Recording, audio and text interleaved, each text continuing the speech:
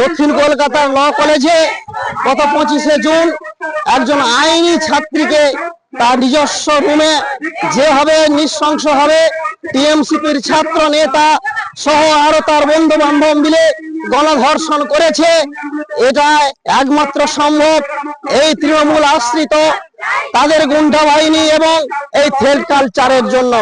ফলে এর বিরুদ্ধে আমরা তীব্র গণ আন্দোলন গড়ে তুলতে চাই।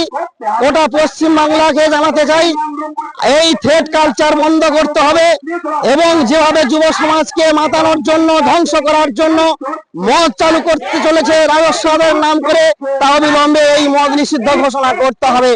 এর প্রতিবাদে আমাদের এই মিছিল চলছে।